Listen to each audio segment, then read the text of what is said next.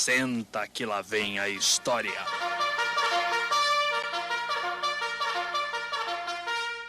Bem, pessoal, vamos aqui para mais uma aula de química com o tema pressão máxima de vapor. Essa pressão ela vai surgir quando estiver um equilíbrio entre a fase líquida e a fase gasosa em uma determinada temperatura. Vamos aqui para um experimento para nós tentar entender como é que acontece isso no nosso cotidiano. Eu tenho aqui um recipiente contendo água, tá certo? Tem externamente uma pressão, que eu digo que essa pressão vai ser a pressão atmosférica, que é a pressão que está ao nosso redor, e ela varia de região para região, como nós estudamos semana passada, tá certo? E existe a pressão interna, que é a pressão de vapor. Essa pressão de vapor ela vai se alterar quando tiver uma fonte de aquecimento, ou seja, um aumento de temperatura. Quando colocamos uma água para aquecer, percebemos que rapidamente surgirá bolhas dentro do seu interior. Isso significa dizer que o líquido ele está entrando em ebulição. Cientificamente, eu vou dizer que o que está acontecendo, a minha pressão atmosférica, que é a pressão externa, ela está se igualando à pressão de vapor, que é a pressão interna. Nesse momento, então, eu vou dizer que o líquido entra em ebulição, quando essa pressão externa ela for igual à minha pressão interna. Então, quando estiver esse equilíbrio, eu digo que meu líquido ele vai entrar em ebulição. Então, a partir disso, eu posso tirar uma conclusão que, quando eu aumento a minha temperatura, a pressão interna do líquido, a pressão de vapor, ela também vai aumentar, sendo as duas diretamente proporcional. Eu dei o exemplo da água, mas os líquidos, eles apresentam pressões de vapor diferentes, tá certo?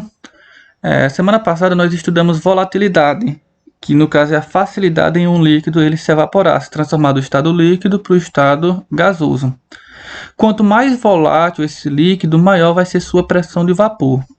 Vamos comprovar isso agora nesse experimento aqui embaixo. Considere que eu tenho dois recipientes, um contendo éter, sendo esse daqui, e um outro contendo água.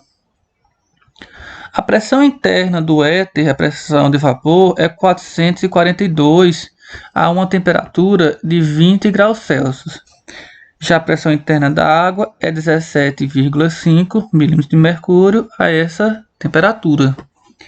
Para esse éter e essa água entrar em ebulição, é necessário que essas pressões saiam desse valor e atinja esse valor da pressão atmosférica, ou seja, para o éter ele entrar em ebulição, ele precisa sair de 442 com aquecimento e chegar até 760 milímetros de mercúrio. A mesma coisa acontece com a água, só que a água ela vai percorrer um caminho maior, ela vai necessitar de mais calor, uma quantidade de calor a mais.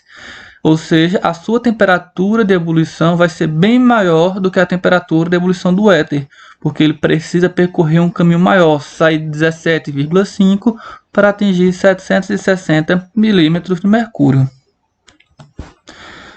Graficamente, vamos representar nesse esquema que eu vou mostrar aqui para vocês. Considere aqui que esse gráfico ele foi montado a pressão atmosférica de 760 milímetros de mercúrio ao nível do mar. Então, nesse meu gráfico, eu vou ter como eixo a pressão de vapor e a minha temperatura. Considerando que os líquidos, para ele entrar em ebulição, eles precisam atingir essa pressão aqui de 760, eu vou trabalhar com três líquidos, o líquido A, B e C.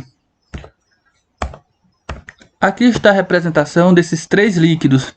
Observamos que, dos três, o que apresenta uma menor pressão de vapor é o líquido C, ou seja, se apresenta uma menor pressão de vapor, ele vai ter uma maior dificuldade em evaporar. E a gente percebe isso aqui pelo seu ponto de ebulição. Seu ponto de ebulição vai ser de aproximadamente 97 graus Celsius. Já o líquido A, que ele apresenta uma maior pressão de vapor, ou seja, onde ele está aqui em cima, ele vai evaporar mais rápido, ou seja, ele vai atingir uma pressão de 760 muito mais rápido do que o líquido C, tendo como ponto de ebulição 55 graus Celsius. Então, desses três líquidos aqui, eu posso afirmar que o que tem uma maior facilidade em evaporar é esse que atinge uma pressão de vapor de 760 numa menor temperatura, sendo o líquido A o líquido mais volátil, sendo o líquido C o líquido menos volátil, o líquido que vai ter uma maior dificuldade em se transformar do estado líquido para o estado gasoso. Vamos para um exemplo prático do cotidiano. Considere aqui a cidade de Triunfo, nossa vizinha, que apresenta uma altitude de 1 km aproximadamente, e Recife, que está ao nível do mar. Estando Recife ao nível do mar, a sua pressão atmosférica, a pressão da região, é de aproximadamente 760 milímetros de mercúrio. Estando Triunfo a uma altitude de 1 km, a sua pressão atmosférica ela vai ser menor, tá certo? Ao fazer os cálculos, vai ser aproximadamente 600 milímetros de mercúrio. Então, considere o seguinte: ao mesmo tempo, eu vou realizar um experimento em Triunfo e em Recife. Eu vou colocar em uma panela aqui em Triunfo 1 litro de água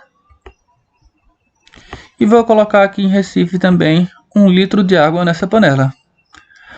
As duas serão aquecidas pela mesma temperatura. Vou colocar aqui uma fonte de aquecimento e eu pergunto a vocês, qual dessas duas panelas entrará em ebulição primeiro? Considerando que para entrar em ebulição é preciso sair daqui da pressão interna do líquido e atingir a pressão atmosférica, vamos observar que, sabendo que, considerando aqui a uma temperatura de 30 graus Celsius esse experimento, a pressão de vapor dos dois líquidos é de 31,8. Então, é muito mais fácil esse líquido ele sair de 31,8 milímetros de mercúrio para chegar em 600 do que para ele sair de 31,8 para chegar em 760. Ele vai atingir mais rapidamente essa pressão atmosférica em Triunfo, no caso entrando em ebulição primeiro em Triunfo. Vamos observar graficamente o que acontece. Aqui para o líquido entrar, para essa água entrar em ebulição em Triunfo, ele precisa atingir essa pressão aqui de vapor de 600 milímetros de mercúrio. Já para ele atingir o ponto de ebulição em Recife, ele precisa atingir essa outra temperatura, 760 mmHg. Estando o líquido inicialmente a uma pressão de 31,8, eu vou realizar aqui o aquecimento do recipiente e quando eu aumento aqui a temperatura, a minha pressão de vapor ela vai aumentar também proporcionalmente. Então aqui eu estou começando a aumentar, estava inicialmente em 31,8, estou aumentando a temperatura. Quando ela chega nessa determinada temperatura aqui de 95 graus Celsius, a pressão interna, a pressão de vapor já atinge 600, que é a mesma pressão atmosférica em Triunfo. Então, nesse momento, o líquido ele começa a entrar em ebulição, transformar do estado líquido para o estado gasoso. Porém, em Recife, esse líquido ainda ele não vai entrar em ebulição. Por quê? Porque ele precisa atingir uma pressão de quanto? 760. Então, aqui ainda eu vou continuar aquecendo o sistema até atingir 100 graus Celsius, para que o líquido ele entre em ebulição na cidade de Recife. Então, aonde esse líquido ele vai ferver primeiro? Na cidade de Triunfo, devido à sua altitude, o que vai fazer com que a pressão atmosférica reduza e a pressão de vapor fique tenha uma maior facilidade de atingir esse valor da pressão atmosférica. Quando você reduz a pressão atmosférica, você também vai reduzir a temperatura de ebulição. Tenho essa imagem aqui para mostrar para vocês diferentes altitudes. Tenho 5 cidades: Santos, São Paulo, Brasília, Quito e La Paz. Santos está ao nível do mar. Sempre quando eu falar assim para vocês ao nível do mar, vocês sempre imaginam isso. Aqui, ó, a praia, o mar, aqui a cidade. Quando você começa a subir aqui uma serra para chegar noutra cidade, então aqui já vai existir uma altitude. Considere Flores, aí você sabe que para ir para Triunfo você tem que subir uma serra, né? Então essa serra aí vai indicar que em Triunfo existe uma altitude. Então Santos aqui ao nível do mar, a água ela vai ferver a 100 graus Celsius. Quando eu começo a aumentar essa altitude, a temperatura de ebulição da água ela vai reduzir. Em São Paulo já vai ser 98 graus Celsius, quando tiver uma altitude de 750 metros. Em Brasília, com altitude de 1.100 metros, já vai ser 96 graus Celsius. E assim sucessivamente, até chegar aqui em La Paz, onde tem uma altitude de 3.600 metros, e a pressão e a temperatura de ebulição vai ser de aproximadamente 87 graus Celsius, 13 graus a menos do que na cidade de Santos. Esse assunto ele tem muitas aplicações no cotidiano. Um experimento vocês estão comumente acostumados a ver no laboratório, que é o tesômetro. Muitas pessoas falam assim na brincadeira e tudo mais, mas ele tem em si uma explicação científica. O tesômetro é esse equipamento aqui que eu acredito que vocês já viram várias vezes no nosso laboratório. Que ao você pegar esse utensílio e colocar na palma da mão, o líquido de dentro ele começa a subir dessa parte desse interior, dessa parte aqui de baixo, até chegar aqui em cima, como mostra aqui a figura, tá certo? Muitas pessoas dizem que isso aí é para saber se a pessoa é quente ou não, tudo mito. Na verdade é que o líquido que contém aqui dentro é éter. O éter ele apresenta uma alta pressão de vapor. Aqui as pressões de vapores, comparando o éter com o álcool etílico e a água. Para esse éter ele entrar em ebulição, ele precisa atingir uma temperatura mínima de 35 graus Celsius. Ou seja, a 35 graus Celsius, esse éter, a sua pressão de vapor vai ser de aproximadamente 760 milímetros de mercúrio.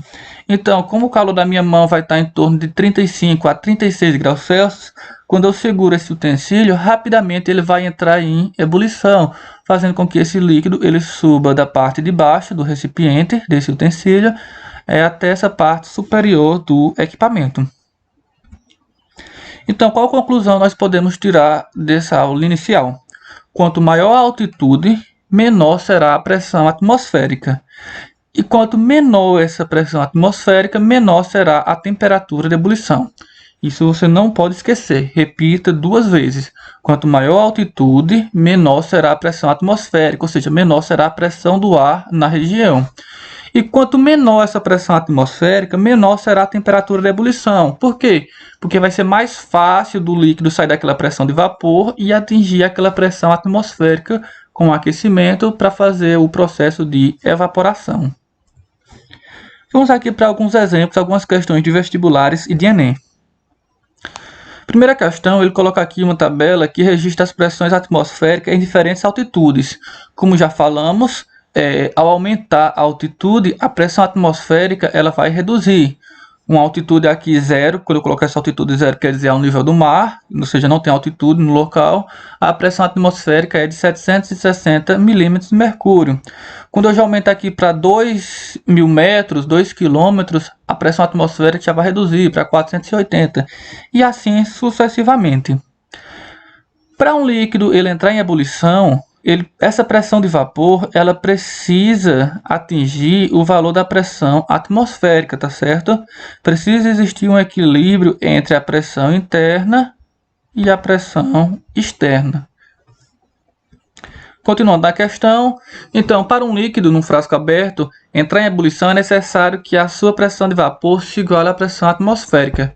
Considerando 3 cidades, Natal, ao nível do mar, Caxias do Sul a uma altitude de 817 e o Pico da Neblina a uma altitude de 3.014 metros, pode-se afirmar que a temperatura de ebulição será maior em Caxias do Sul, menor em Natal, menor no Pico da Neblina, maior no Pico da Neblina, ou não dependerá da altitude.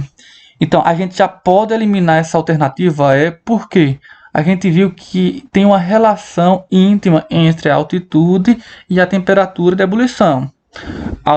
Quanto maior a altitude, menor será a pressão atmosférica e menor será a temperatura de ebulição.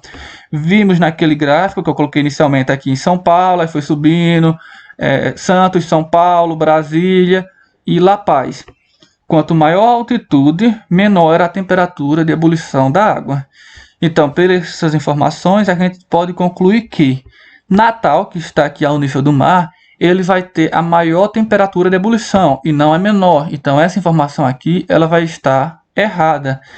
O que também resulta dizer que essa afirmação aqui também vai estar errada, porque dessas 3 cidades, a que vai apresentar um maior ponto de ebulição, a maior temperatura de ebulição vai ser Natal. E a que vai apresentar uma menor temperatura de ebulição vai ser o Pico da Neblina. Chegando então à nossa resposta, que seria letra C. A temperatura de ebulição será menor na cidade do Pico da Neblina. Por quê? Porque ela tem uma maior altitude. Segundo exemplo, considera aqui esse gráfico que tem 3 líquidos, o líquido 1, 2 e 3. Qual seria a ordem de volatilidade dos líquidos? Ou seja, qual deles teria maior facilidade em evaporar e qual deles teria uma maior dificuldade em evaporar? Considere o experimento em si ao nível do mar, tá certo? Ao nível do mar, então a pressão atmosférica é de 760, então vai ser mais ou menos aqui entre 700 e 800. Para esse líquido 1 ele evaporar, ou seja, ele sair do estado líquido para o estado sólido, ele precisa aumentar essa temperatura até chegar nessa pressão. Então vou tentar desenhar aqui mais ou menos. Opa, passou direto. Ok. Então, a temperatura de ebulição desse líquido 1 estaria entre 60 e 70, aproximadamente aqui 63, 64 graus Celsius. Já o líquido 2, ele precisaria ainda aumentar um pouco a temperatura, que estaria aqui entre 70 e 80. O seu ponto de ebulição começou a aumentar. Ele está tendo uma maior dificuldade de evaporar do que o líquido 1. Continuando aqui para o líquido 3, que estaria mais de 100, entre 100 e 110. A partir dessas informações, o que é que eu vou observar? O líquido 3 ele vai ter uma maior dificuldade em evaporar. Ele vai ser o menos volátil dos 3. O líquido 2 ele vem na sequência. E por fim, o mais volátil dos 3 líquidos seria o líquido 1. Por quê? Porque ele apresenta uma menor temperatura de ebulição, que seria aqui entre 60 e 70. Tá certo? Então essa daqui seria a ordem crescente de volatilidade. Do menor, do líquido que apresenta uma menor volatilidade, para o líquido que apresenta uma maior volatilidade. Ou seja, uma maior facilidade em evaporar. Terceiro exemplo. Determine a temperatura de ebulição dos líquidos a seguir na cidade de Triunfo. Perdão aqui pelo erro, tá certo? Determine a temperatura de ebulição dos líquidos a seguir na cidade de Triunfo. Considera aqui, tira esse em aqui, tá certo? Erro de digitação acontece nas melhores famílias. Então, na cidade de Triunfo, temos uma altitude de 1 km, ou seja, 1000 metros. Sendo essa altitude de 1 km, a pressão na atmosfera lá é de aproximadamente 600 milímetros de mercúrio. Então, para um líquido ele entrar em ebulição, é necessário que a pressão interna, a pressão de vapor, saia do seu valor inicial e atinja 600 milímetros de mercúrio. Eu tenho aqui 3 líquidos, éter etílico, água e butanol. Para esses meus líquidos eles entrarem em ebulição e eu determinar o ponto de ebulição deles em Triunfo, é necessário que a sua pressão ela aumente até atingir essa pressão atmosférica de 600 milímetros de mercúrio. Então vai ter que acontecer um aquecimento, um aumento da temperatura para esse procedimento ser realizado. Então vamos analisar inicialmente o éter dietílico. Para ele atingir aqui essa pressão de 600 milímetros de mercúrio, é necessário uma temperatura de aproximadamente 28 graus Celsius. Você está vendo aqui, perto desse 30, a gente não pode dizer exato, então você sempre, quando for colocar a resposta, você coloca assim, aproximadamente 28, aproximadamente 27,5, se não der para observar o valor exato, ok? Já para a água, vamos observar aqui que a minha temperatura de ebulição, ou seja, ele ia atingir a pressão atmosférica de 600 entre 90 e 100. Vamos dizer que é aproximadamente 96 graus Celsius. E para o 1 butanol, seria necessário aqui aproximadamente 110 graus Celsius. tá certo?